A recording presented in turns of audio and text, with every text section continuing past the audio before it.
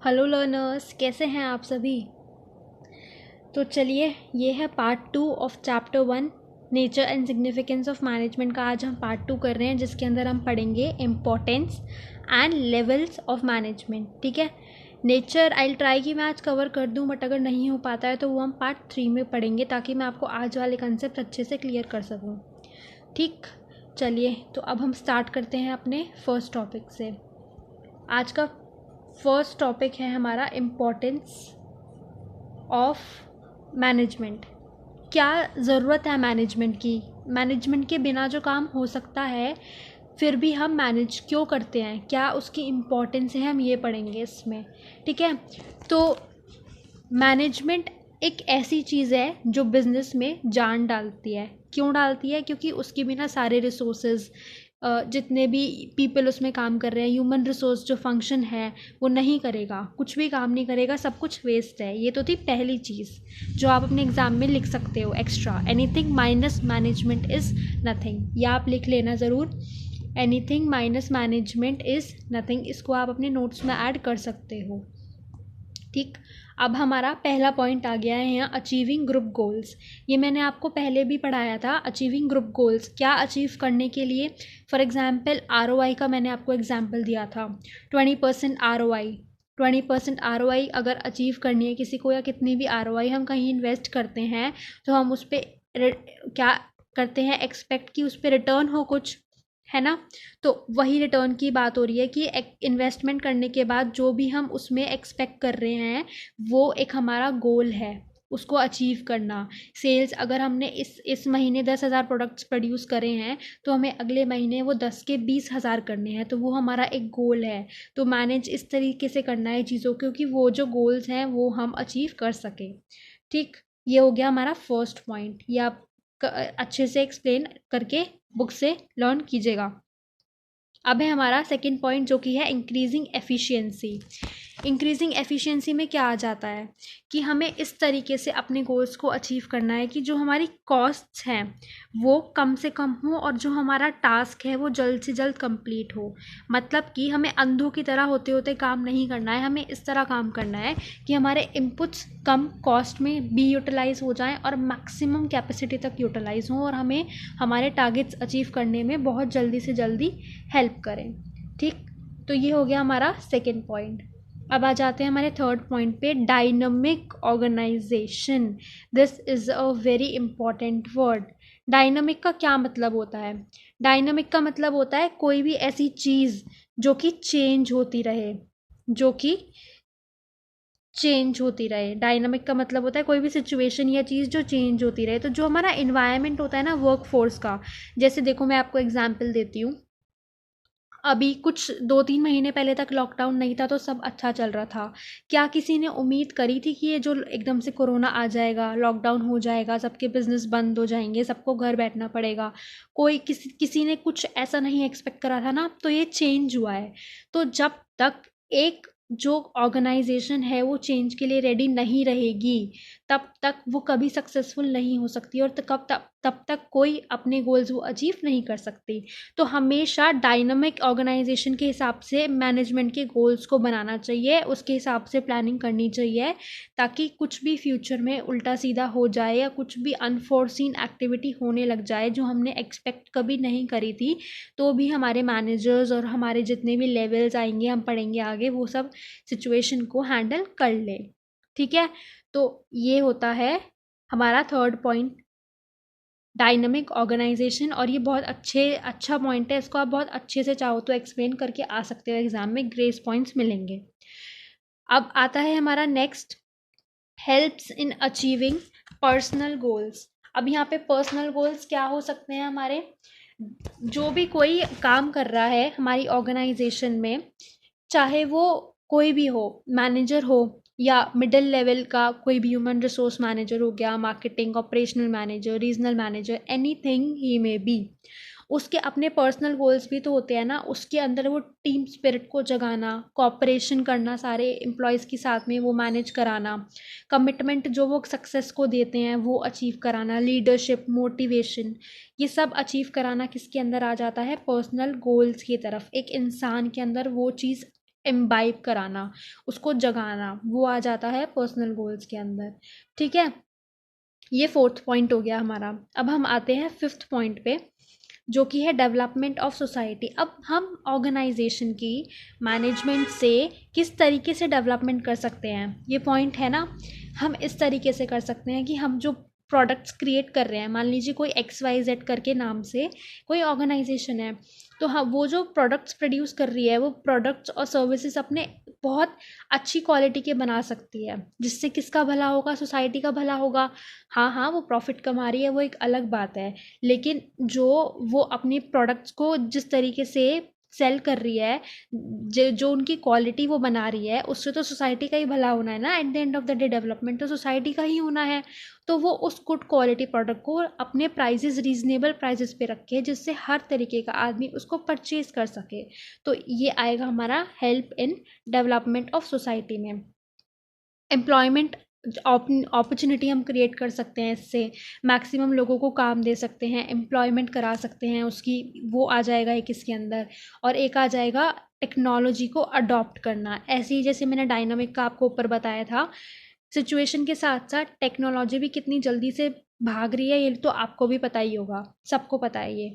तो उसके साथ कोप अप करना डेवलप करा रहा है किसको, हमारी सोसाइटी को। तो इसके अंदर हमारे 3 पॉइंट्स हैं, ये अपनी कॉपी में नोट कर लो अभी के अभी। फर्स्ट है providing good quality products and services at reasonable prices. Second है क्रिएटिंग एम्प्लॉयमेंट अपॉर्चुनिटीज। थर्ड है अडॉप्टिंग न्यू टेक्नोलॉजी। ये 3 पॉइंट आ जाएंगे हमारे इस 5th पार्ट में। ठीक है, ये ज़रूर नोट कर लेना। अब हम आते हैं हमारी नेक्स्ट स्लाइड पे, जो कि है फंक्शंस ऑफ मैनेजमेंट। ये मैंने बस ऐड कर दिया है इधर, क्योंकि मैं एक बार आपको ये बताना चाह रही थी कि ये वाली लास्ट क्लास में लिंक ऊपर नीचे डिस्क्रिप्शन बॉक्स में मैं डाल दूंगी। एक पार्ट जो इसका हो चुका है, उसमें मैंने बहुत अच्छे से एक्सप्लेन करे हैं। ये मैं इसलिए लाई हूँ कि हाँ मैं इसकी ट्रिक बता सकूँ। ये इसमें क्लियर नहीं है, मैं आपको नीचे PDF प्रोवाइड कराऊंगी, वहाँ से देख के लिखिएगा। POSDC, ये ट्रिक मैंने बनाई है। इस ट्रिक को आप याद कर लो, जिससे आपको फंक्शंस याद हो जाएंगे किसके, मैनेजमेंट के। P for planning, O for organising, S for staffing, D for directing and C for controlling. ये मैंने पांचों के पांचों लास्ट वाली क्लास में एक्सप्लेन कराए हैं, तो वहाँ पर जाके अच्छे से इसको समझ लेना। और कोई भी डाउट हो तो कमेंट सेक्शन में मेरे को बताना, मैं दोबारा उसको एक्सप्लेन कर दूँगी। ठीक है, अब आते हैं हम नेक्स्ट टॉपिक पे, जो कि है हमारा लेवल्स ऑफ मैनेजमेंट। देखो, हमारे 3 लेवल्स होते हैं। जो भी कोई ऑर्गेनाइजेशन होती है, ये तो है नहीं कि उसमें जो लोग हैं वो सारे के सारे सेम पोजीशन पे रहेंगे। एक होता है ना ऑर्गेनाइजेशन में, एक बॉस हो गया, बॉस के नीचे कोई मैनेजर आ जाता है, उस मैनेजर के नीचे कोई एम्प्लॉय आ जाता है, उस एम्प्लॉय के नीचे कोई वर्कर आ जाता है। सेम ही हमेशा मैनेजमेंट की, किसी भी ऑर्गेनाइजेशन की मैनेजमेंट में होता है। जैसा मैंने पिछली बार बताया था कि हर तरीके की ऑर्गेनाइजेशन में मैनेजमेंट होता है, चाहे वो बिग हो चाहे वो स्मॉल हो, हर तरीके की में। तो वहाँ पे लोग भी जो होते हैं वो भी हायरार्कियल लेवल में होते हैं, मतलब वो उन सबकी सेम पोजीशन नहीं होती, उनकी पोजीशन भी अलग अलग रहती है। तो इसमें हो गया सबसे पहला अपर मैनेजमेंट, फिर मिडल और फिर लोअर। इन तीनों के फंक्शंस में अभी आगे पढ़ाऊंगी। सबसे फर्स्ट वाले का ये वाला मैं आपको भी अब आगे पढ़ा रही हूँ। ये डायग्राम आप अपने एग्ज़ाम के पर्पज़ से, मैंने इसीलिए डाला है कि एग्ज़ाम के पर्पज़ से ये वाला डायग्राम आप ज़रूर बना के आना। प्रेजेंटेशन के बिजनेस स्टडीज़ में बहुत अच्छे मार्क्स मिलते हैं।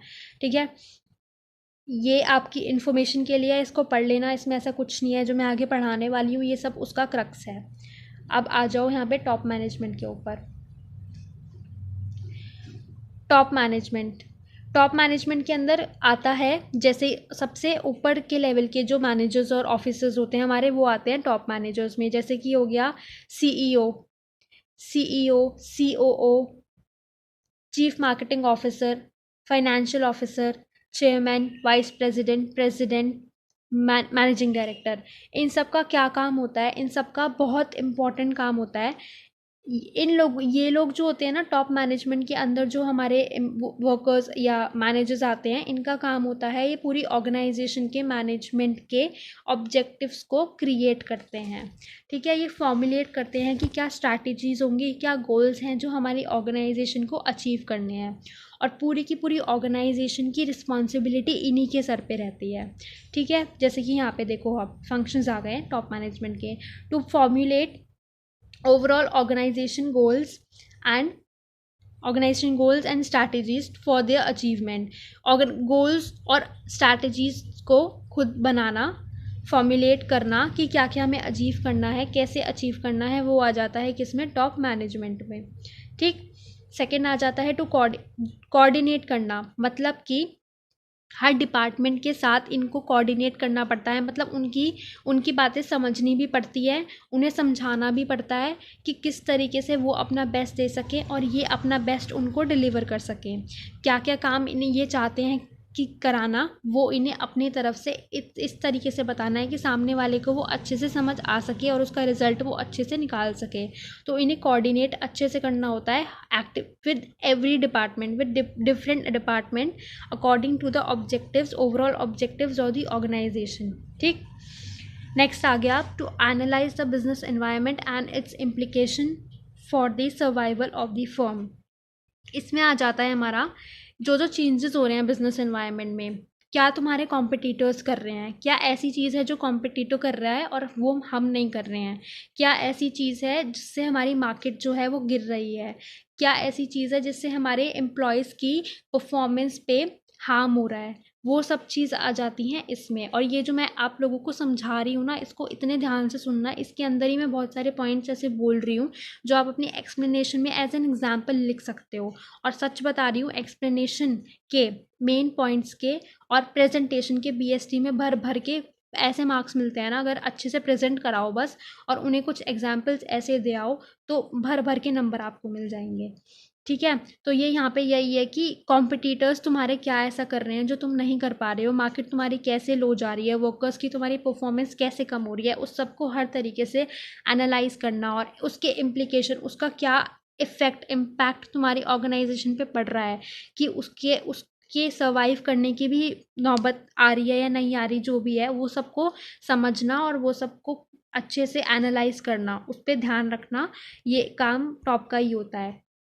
ठीक है, और responsible for the activities of business, यही सेम बात, इसी को भी यही बोल सकते हैं हम। तो इसी वजह से जो टॉप मैनेजमेंट होता है उसका जो काम होता है वो सबसे ज़्यादा कॉम्प्लेक्स होता है। कॉम्प्लेक्स मतलब सबसे जो टफ काम होता है ना, कॉम्प्लेक्स मतलब सबसे डिफ़िकल्ट काम जो होता है, और जो स्ट्रेसफुल काम होता है, स्ट्रेसफुल काम और कॉम्प्लेक्स काम सबसे ज़्यादा टॉप मैनेजमेंट का ही होता है, क्योंकि इनके ऊपर सारी रिस्पॉन्सिबिलिटी रहती है, सब कुछ संभालने की रिस्पॉन्सिबिलिटी इन्हीं के ऊपर रहती है और यही सब कुछ करते हैं।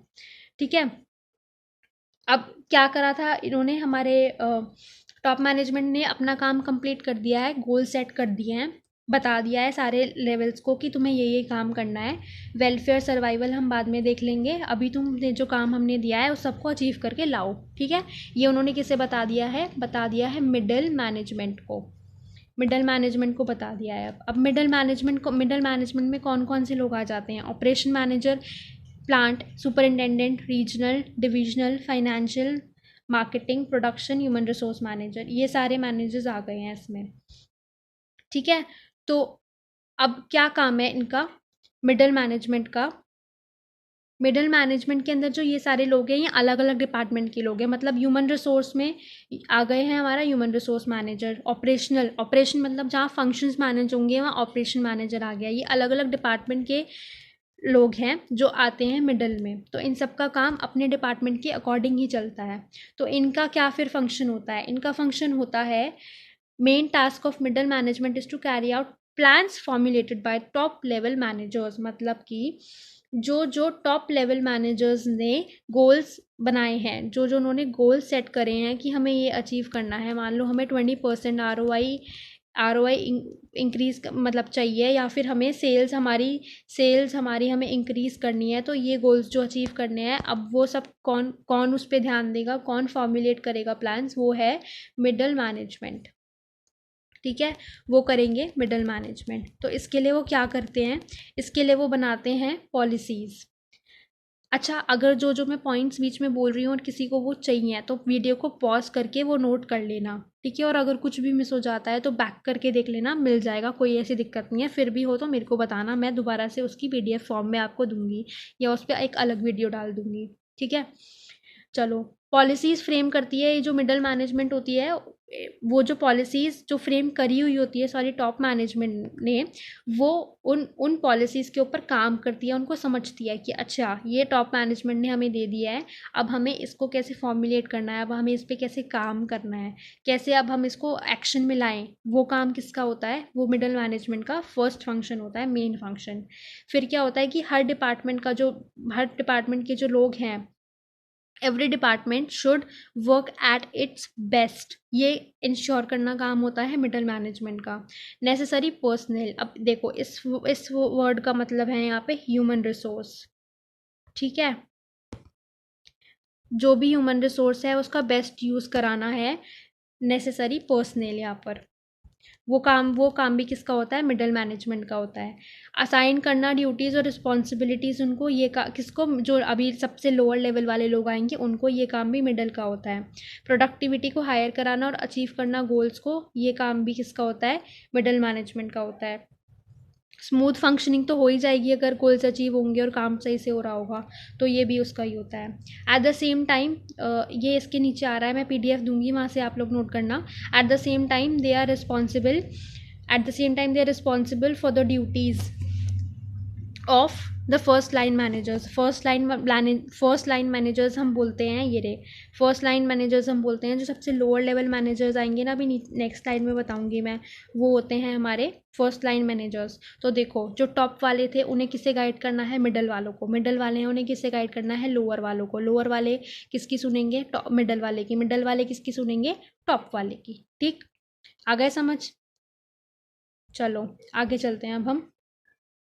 ये आ जाता है अब हमारा लोअर लेवल। 3 लेवल थे ना, अब हम लास्ट लेवल पे हैं। ऑपरेशनल या सुपरवाइजरी मैनेजमेंट आते हैं हमारे थर्ड लेवल में। थर्ड लेवल में या फिर हमारे लोअर लेवल में, इसके अंदर कौन कौन आते हैं, एक तो आता है फॉरमैन और एक आता है सुपरवाइजर्स, ठीक है। अब it levels to the lower level in the hierarchy of the organisation. जो हमारी हायरार्की थी ऐसे जो बन रही थी, ये टॉप हो गया, ये मिडल हो गया, ये लोअर हो गया, इस हायरार्की में ये होते हैं ये लोअर वाले, जिसके अंदर कौन कौन आते हैं, फोरमैन और सुपरवाइजर। जैसे मैंने प्रेजेंट कर रखा है एग्जाम में, इसी तरीके से प्रेजेंट करके आना। और भी चीज़ें मैं क्वेश्चंस में और पीडीएफ में दूंगी आगे आगे, वो सब अच्छे से करके आना तो नंबर मिलेंगे खूब। अब फंक्शंस बताती हूँ मैं इनके, ऑपरेशनल और सुपरवाइजरी के। Supervisors directly oversee the efforts of workforce. देखो, अब ये जो सुपरवाइजरी वाले होते हैं, इनके नीचे जो मेन वर्कर्स होते हैं, जिनका बिल्कुल कोर वर्क होता है, रॉ वर्क जो करते हैं, उन वर्कर्स के एफर्ट्स को ये खुद सीधा जाके देखते हैं। सुपरवाइजर्स जाके देखते हैं, उनको एडवाइस करते हैं कि हमें आगे से ये ऑर्डर मिला है, इस चीज़ को ऐसे करना है, ठीक है। मेन प्लान्स जो सबसे बेसिक होते हैं ना, वो ये बनाते हैं और वर्क से कराते हैं, ठीक है। Their authority and responsibility is limited, इनकी लिमिटेड होती है according to the plans drawn by the top management. इनकी बहुत लिमिटेड सी रिस्पॉन्सिबिलिटी होती है, वर्कर्स वाली होती है, वर्कर्स को वर्कफोर्स से डील करने वाली इनकी जो होती है अथॉरिटी और रिस्पॉन्सिबिलिटी होती है। अब देखो, अथॉरिटी और रिस्पॉन्सिबिलिटी में फ़र्क समझ लो। रिस्पॉन्सिबिलिटी मतलब होती है जिम्मेदारी, अथॉरिटी मतलब होती है पावर, ठीक है। अथॉरिटी मतलब होती है पावर और रिस्पॉन्सिबिलिटी का मतलब होता है जिम्मेदारी। अलग अलग वर्ड्स है दोनों, ये तो आ सकता है अथॉरिटी पे क्वेश्चन आएगा, अभी आगे मैं पढ़ाऊंगी टॉपिक तो दोनों में डिफरेंस आएगा। Supervisory management is interact with actual workforce. देखा, एक्चुअल वर्कफोर्स से ये इंटरैक्ट करते हैं एंड पास ऑन इंस्ट्रक्शंस, और फिर जो भी इनको पास करना होता है इंस्ट्रक्शन, अपने अपने टॉप लेवल पे पहुंचाना होता है, तो फिर ये जाके किसे बताते हैं, मिडल मैनेजर्स को बताते हैं कि वर्कर्स ऐसे ऐसे प्रॉब्लम अपनी बता रहे हैं या वर्कर्स को ये प्रॉब्लम आ रही है। मिडल मैनेजमेंट को ये बताते हैं कि अब बताइए आप हमें क्या करना चाहिए। और जो वर्कर्स होते हैं उन्हें जो जो प्रॉब्लम आती है वो सब जाके किसको बताते हैं, वो सब जाके बताते हैं मिडल मैनेजमेंट को कि ऐसे ऐसे दिक्कत है, हमें ये वाला इनपुट इतने में चाहिए, हमारा इसमें इतना काम नहीं हो रहा है, ये ऐसे आउटपुट निकाल रहा है। तो ये सब जाके वर्कर्स बताते हैं मिडल को, और मिडल सुपरवाइजरी को, और फिर सुपरवाइजरी बताते हैं मिडल मैनेजमेंट को जाके, फिर आगे वो लोग अपना एक्शन लेते हैं। Through their efforts quality of output is maintain. इन्हीं के एफर्ट्स के थ्रू, किसके, सुपरवाइजरी के एफर्ट्स के थ्रू ही जो आउटपुट की क्वालिटी है वो निकल के आती है, रिजल्ट्स निकल के आते हैं। क्यों? क्योंकि मैंने जैसे बताया अभी, बिल्कुल ये रॉ लेवल पे, बिल्कुल बेसिक लेवल पे काम करते हैं ये लोग। वेस्टेज सबसे कम होता है, आउटपुट सबसे ज़्यादा निकलते हैं, और एक चीज़ और, कॉस्ट सबसे कम होती है। अब देखो इसको तुम प्रेजेंट कर सकते हो, एक तरफ लिखो ऐसे, यहाँ पे कॉस्ट क्या हो रही है, कम, आउटपुट क्या हो रहा है, बढ़ रहा है। और यहाँ पे थर्ड चीज़ हो गई, मटेरियल की वेस्टेज जो हो रही है वो क्या हो रही है, कम। इसको बहुत अच्छे से प्रेजेंट करके आ सकते हो। Quality and quantity of output depends upon hard labour, discipline and loyalty of the operation personnel. ये यहाँ पे ऊपर मैं बता चुकी हूँ कैसे। They represent the workers grievances. अब देखो ग्रीवेंसेस का मतलब क्या है, उनकी जो भी प्रॉब्लम्स हैं, उनकी जो भी शिकायतें हैं, बेसिकली उन सारी शिकायतों को जाके वो किसे बताते हैं, मिडल मैनेजमेंट को बताते हैं। बिफोर द मैनेजमेंट के सामने बताते हैं, और फिर वर्कर्स के अंदर डिसिप्लिन क्रिएट करने में पूरी हेल्प करते हैं। ठीक है, तो ये हो गए हमारे ऑपरेशन और सुपरवाइजरी मैनेजमेंट।